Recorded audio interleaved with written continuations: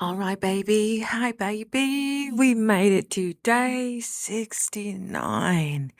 69. 69. It's almost 11 o'clock here in Idaho, and I'm still about to go walk my dog. Why?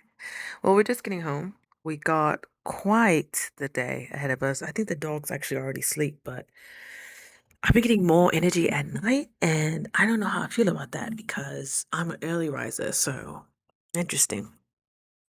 Started taking my parasite cleanse, so I'm pretty excited how that's going to turn out. It is like taking a shot of tequila, but they are distilled in alcohol, so that's how they get the double extraction. So I'm happy and I'm here for it.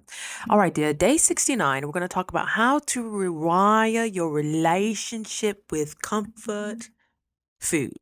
Because if you're new here, hi, my name is Bree. My friends call me Breezy, and I decided to go on a 40-day fast as an identity experiment. I am a recovering food addict, a binge eater. I have gotten control over every vice in my life except the vice and comfort and sustenance and joy that I have being knee deep in food. And it's been a complicated relationship. It has been a relationship that has been transactional. It's been a relationship that has been toxic. It's a relationship that has been fulfilling.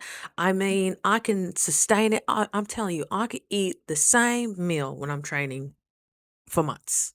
And then out of nowhere, just wah, go into a fury. Like it's like something else takes over and just, it feels like something else takes over. But girl, there's whispers all up and down before you actually go on a binge eating. So we're here to kind of take the time. Let's just take the layers off. Let's just be curious of why we do what we do. This is the whole point of you putting on your lab coat and you going and wanting to experiment.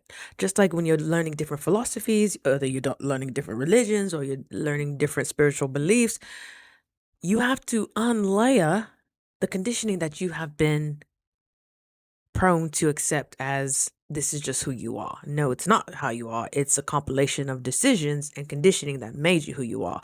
So now we're here to unravel that. A few days ago, we talked about how food sometimes became like the love or comfort we were craving. Today, we're going to talk about something even more important, and that is how to rewire that relationship to be a functioning, beneficial relationship. Because food is something we can't escape. Yes, I'm doing this cleanse, a long-term juice cleanse, but I will eventually return back to food, return back to solid food. So, where is your relationship going to be with this inevitable thing? Because the brain can learn new ways to feel safe. We have just conditioned ourselves to think only food because that's one of the only few things we have control over is food. So the brain is actually designed to rewire.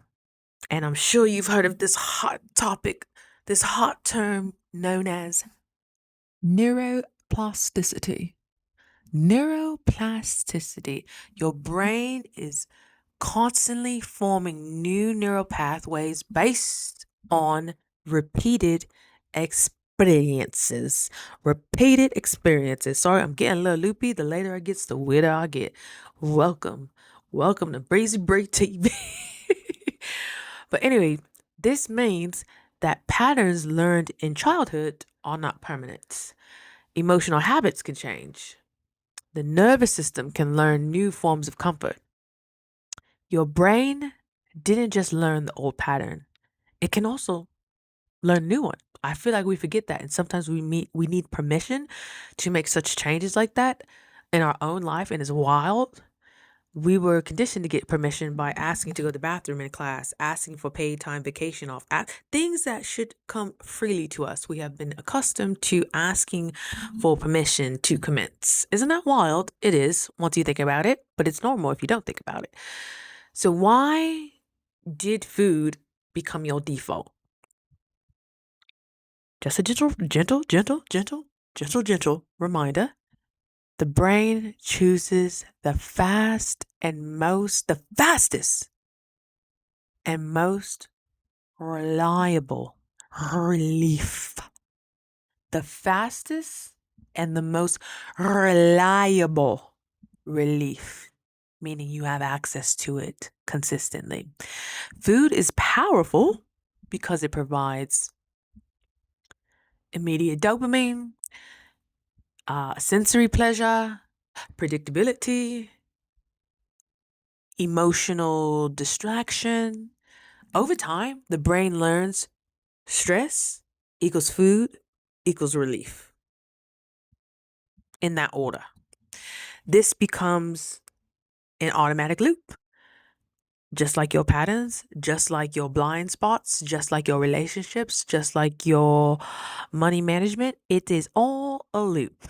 You had an answer for an immediate relief, and your brain's like, okay, this worked that one time, we're going to do it 8,000 more times. This is when we got to rewire with awareness. The rewiring starts with awareness. The rewiring is realizing your blind spots are currently on Front Street. Before you can change the pattern, sweetheart, I love you when I say this, you must notice it first. Ask yourself, what emotion appears before I reach for food? And I know because you get so freaking excited, like, you know what? You know what would make this real good? Just get a little edamame, just get a little some. And sometimes it's not always junk food. Sometimes it's like, oh no, this is actually good for me. Yes, I'm spending this much every month and it's okay. It's actually good for me. With all those hidden oils and salts and seasonings and things you don't know what's being cooked in your own food if you don't cook it. Another question to ask, which is my favorite, is this actually hunger or is it something else? Because if you have any semblance of body fat on you, you're not starving. You're not hungry. You know you can go days, weeks, months without food, solid food. What are you actually needing? Do you need a hug? Do you need a massage? Do you need a walk? Do you need minerals? Do you need sunshine? Do you need to stretch? Do you need to expand? Do you need to shake your limb so you can get things moving again? Some of the common answers of the needs you think you're needing that food is supplying for you is comfort, it's rest, it's connection, it's stimulation, and it's reassurance. Those are some of my big ones. You have to figure out yours, but those, I feel like you can categorize majority of those needs into those options. Many cravings are just emotional signals disguised by hunger. Many cravings are emotional signals disguised as hunger. B, you are not hungry. Your stomach hasn't rumbled in weeks. You don't even allow yourself to get to that level. And once we have that awareness, we can create new sources of comfort. This is kind of the core, the heart of the rewiring process. The brain needs alternative soothing pathways. Physical regulation, breathing exercises, meditation, walking, stretching, sunlight. These calm the nervous system directly. Do these things first. Tell yourself, you know what, body? I'm going to get you that. If you're craving it this hard, I'm going to get you that. But first, we got to do this. You have to, in the beginning, you kind of have to negotiate with yourself. Like, I will get you what you need. And sometimes that calms the sensation down. Like, I will absolutely get you that extra large McFlurry with the extra. Yep. But before we get there, we're going to walk there, or we're going to get some sunlight, or we're going to talk to a good friend, or we're just going to stretch our hips, or we're just going to, stretch against the wall, really stretch the neck out. Let's just watch this quick little 5-minute YouTube of just how to do some basic stretching. And then after that, I promise you, I will get you something. Or if you're really about that life, say you're going to get it tomorrow. Ooh, I'll eat tomorrow. I'll have that dessert tomorrow. let me just get through today. So I'm not compulsive. So I'm not giving anything power over me in my decision making. We'll get it tomorrow, girl. By the time you go to sleep, you forget you even wanted that. Now that's going to take a while, especially if you're coming from actual binge eating. If you're coming from actual, um, if you're actually a junkie, because you no longer can make decisions on your behalf. You need somebody else to make decisions for you. Which I always advise getting into a group, having a coach whatsoever, because it's a compulsion. Compulsion typically means you feel you don't have control over it. It's compulsive. It's occurring without your acknowledgement. There's levels to this, baby. It's all good. Another form of regulation is emotional regulation, emotional connection, calling a friend, talking honestly with somebody, journaling, freehand writing, morning papers, morning pages. Just freehand write for 2 minutes. Or I like to just fill up 4 pages. And they're tiny pages. They're not the full like 8 by 11 pages. So I would probably do a back and front of that one if it was a full 8, 11 pages. But I just got this like little notebook right here. So this is like half, you know? So I make sure to do the front and back. And if I'm really frisky, I'll do 2 pages of the front and back just to get it out. And sometimes I'm just saying like yada, yada, yada, yada. Not like that, but similar to that. Humans regulate emotions through connection. So you need to talk to somebody. I don't care if you have to go to the grocery store and talk to people who are hired to talk to you. Talk to the grocery clerk. Go get a massage and talk to them. Go hire, BetterHelp has tons of options to talk to people. So you can hire to talk to people. Like, call your grandmama, call your parents. They always want to talk to you. Just have a conversation. I bet you don't feel the same sensations after. Sensory grounding. You need to get grounded. You're way too in your head right now and you're just spinning out of control. So, some ways to get grounded is, of course, drink some warm tea. Drink it with 2 hands. 2 hands. Really cup that thing. Really feel it. Music, symphony music, drumming, something with a nice beat to it, something you can walk to, something you can clean to, something that, I like oldies. I like 80s music. I like Harlem. I like oldies, like black oldies, and like Tina Turner, like Teddy Pendergrass, like Aretha Franklin, Isley Brothers. Like that always gets me in a good mood because that's the music I listened to growing up. Nature. Thankfully in Idaho we have a lot of nature. Baths. Oh my gosh, I just met a guy today and he was like, "Yeah, I just came." He lives near the Idaho, so we have hot springs. So I didn't know what hot springs were until I lived here, but they're natural pools of just hot water, like jacuzzis, but in the rocks and minerals. And I'm just like, that would be so good right now. And if you've been watching my dating little clips, if Breezy wants to go somewhere, Breezy's gonna get somebody to take her. Of course, I always preface it with use your discernment, be safe, all that good stuff. So, what was introduced to me was called the repetition principle. So, neural pathways strengthen through repetition.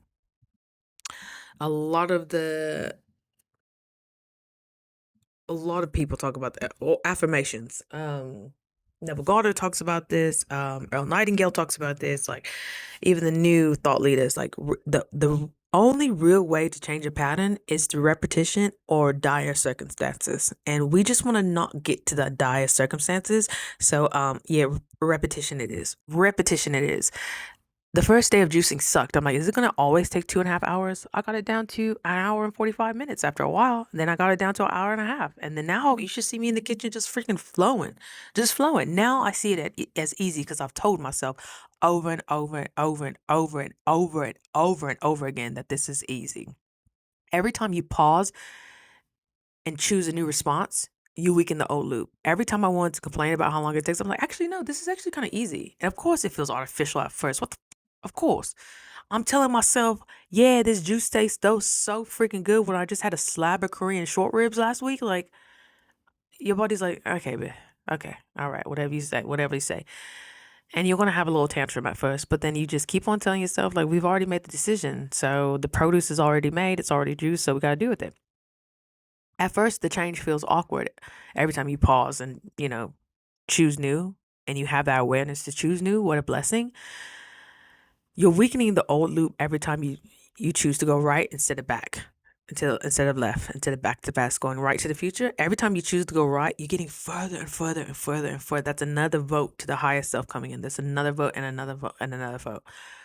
So the old loop was stress equals food. Now the new loop equals stress equals awareness, pause equals regulation. So rewiring isn't one big moment, it's 100. Sometimes, girl, sometimes it's thousands of small choices every single day. Every single day. I think it's crucial to have self compassion for yourself. Even in the beginning, sometimes I would slip up and hear myself like, oh my gosh, how could you F this up? Or how could you, girl? I'm like, I know that's not me. Who is saying that? I taught myself to shame myself before anybody else could do it. You are your biggest bully. You are your hardest critic. Nobody can out criticize you. Come on, what are you talking about? If people feel shame, which keeps you trapped, which keeps you in the loop of binge eating, the nervous system will stay stressed. And if you're stressed and not relaxed, you will not release what you need to release, what you need to get out of you. You didn't choose that original pattern. You didn't choose to use food as a crutch, to use food as love, to use food as a mechanism to help you. You didn't choose the original pattern as a child. It was just the closest relief you could find. And a lot of the times we didn't even have that much food growing up, which is why when I see a fridge full of food, I'm like, that is wealth. But I have another friend who's like, oh, that looks like clutter. I'm like, oh, you've never grown up with scarcity in the food. Okay, got you. We're all different. We're all different. But now as an adult, you can choose a new response. Healing happens through curiosity, not criticism. I know. You got to be curious of what. I wonder why. That's why I started. That's why I started asking myself. I wonder why I do this. I wonder why. Oh, just be gentle. Just be gentle, cause your brain won't go on defense if you're like, ah. If you're just curious, it's just a passive curiosity. Like, I wonder why. And now your unconscious, your subconscious, which is so subtle, is going to want to start providing answers for you when you're not like, I'm an F up. This is a failure. I have so much shame. And you don't even have to be verbally saying it. You're probably saying it in your internal audience because you said it so many times because you've been wanting to stop binging. You've been wanting to stop spending so much money. You've been wanting to give up sugar. You've been wanting to give up oil. You've been wanting to give up all these stuffs. But it's just this compulsion you have. And then you go into this loop. We talked about loops of shame and just disgust. And it's like, why can I get a handle on this? It felt good. It felt like a good idea in the moment. And then after, you're dealing with the heartburn. You're dealing with the indigestion. You're dealing with the bloating. Those pounds that you can't get off. Girl. It's a lot. It's a lot. Okay? Heal through curiosity, not criticism. You've criticized yourself enough. That's adding to your binge eating. That's adding to your eating out. That's adding to all that sugar. It's a direct attack on your self-worth. And when your self-worth gets attacked, you crave sugar allegedly. And your parasites love that, by the way. They want to keep you down. They want to keep you down so you keep on fueling the machine. They got millions of babies to lay. They need that sugar. They need that yeast. They need those carbs. They need those artificial flavorings. They need all that to keep this caboose going. Okay. Most of the time, those thoughts aren't even freaking you. So if you're on this fasting journey with me, you know fasting shows you something powerful. When food is temporarily removed, as the primary comfort, you tend to discover your emotions that you didn't really see before, habits you didn't notice, new ways of regulating yourself. That awareness is the beginning of the wiring. You don't have to get it the first time, but just have the awareness like, oh, this compulsion. And it's not so abrupt when you have the awareness. It's not so like, oh my God, how did I get in this drive through? Oh my gosh, how did this Uber order get ordered? Oh my gosh, just have the awareness. And once you're really, really, really ready to change and you're really ready for something new, something totally different, You'll make the decision to stop. You'll make the decision. Some people need to wean off. I'm more of a black and white type girl. I'm more of a I gotta get rid of this now. And some people need to wean off. But I don't think people need to wean off. But if that's what you need for your sanity to maintain, go ahead.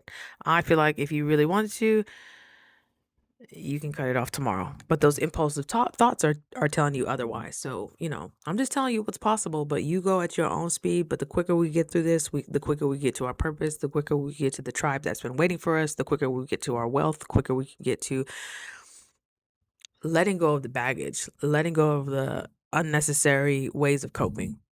Because all they're doing is making you fat, slowing you down, adding to your chronic illnesses, and freaking corroding your self worth. Food helps many of us cope when we need it, but comfort doesn't have to come from one place forever. Your nervous system can learn new ways to feel safe. The same brain that learned the pattern can also learn a new one. That's been neurologically proven. We are the most adaptable species on this earth.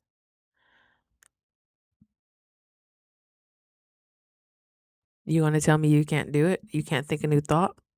You probably have thought a new thought at least a few times this week. Now it's up to you whether you want to do the follow through and if you want to actually release this what this hold has been on you. It's entirely up to you, but time's going to tick either way. 69 days is going to pass anyway. Might as well go on the cleanse and really find out what you're about. Your brain didn't just learn your coping habits, it also has the ability to outgrow them. And sometimes we got to think, it's kind of time to it's time to grow up. And I don't say that in a demeaning way, but it's like, okay, I'm done playing in this dirty little puddle. There's oceans out there waiting for me. There's opportunities out there waiting for me. There's people just waiting for me to look up from my plate and be like, "Hey, are you going that way too? Yeah, can I go with you? Okay, cool. Let's go. What's your name? Oh, my name's Stephanie. Oh my gosh, I met this dope doctor who's in my coaching group. Girl, she reached out to me.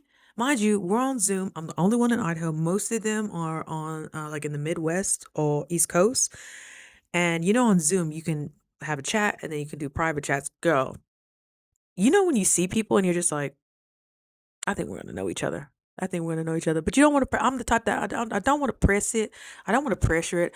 I want it to just to happen just naturally. And I'm just in that vibe where I'm like, I know it's gonna happen. So there's no point in me rushing. Girl, she reached out to me and I couldn't be more excited. This beautiful, just golden ebony woman. She just had the aura, and I was like, mm-hmm, mm-hmm, mm-hmm, mm-hmm. And she reached out to me. She's like, "Hey, I think you're really cool, and I would love to connect. And I love how you show up in the container because we have to show up. Like the theme is audacity. You can't go unhidden. It taps into all that you thought you knew. Stress elimination, not management. Your diet, everything's getting cleaned up. I think we're like some of the youngest ones in there, but it's mainly for melanated people, for Black people to get educated because we have been overlooked in so many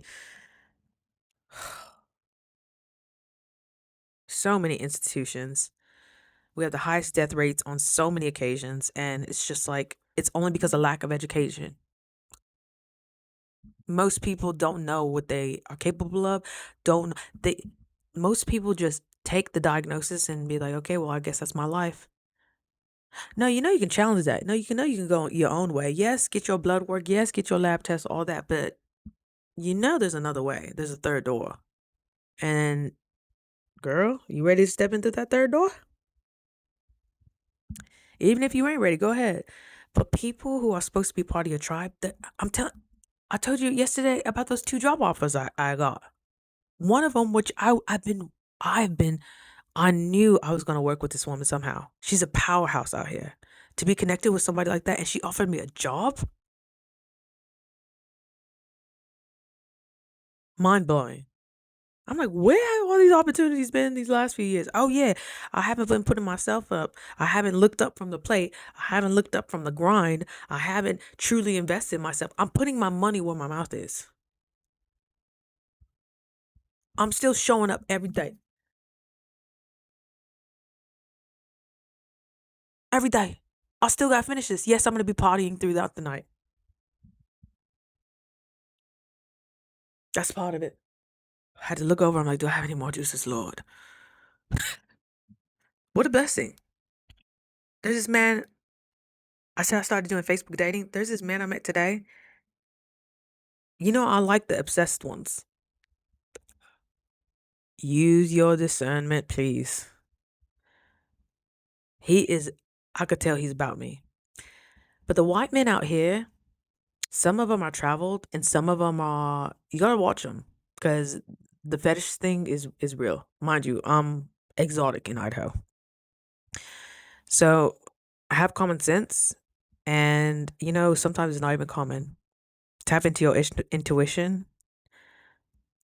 and really understand why people are here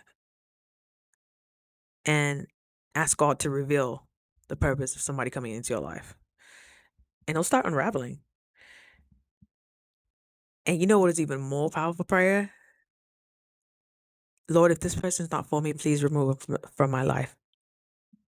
Girl, let me warn you, don't be doing that until you ready. You ready to really see something. Because I thought something was solid. And it went, I said, oh, oh, thank you, Lord. I guess I'll be on my way. I guess I'll be on my way. I thought that was something sturdy. Nope, there's something sturdier coming. So, what a blessing. What a blessing. Should I play this message for you? Should I play this message for you? Nah, I'll keep a couple things to myself. Anywho, I love you. I hope you're having a wonderful evening wherever you are. And just know I believe in you and we need you. We need you to be in your we need you to have the sharpest mind, the strongest body, the most open heart, and we need your backbone grounded in integrity. Okay? Your integrity. We need you. So figure it out. Have the awareness, have the talk with yourself, have the talk with other people. Have people in your corner that are not afraid to tell you the truth, but also trust your intuition and have discernment. All right. I love you so much. Happy day 69. I will see you tomorrow for day 70. Good night from Idaho at 11 o'clock. Okay. Bye now.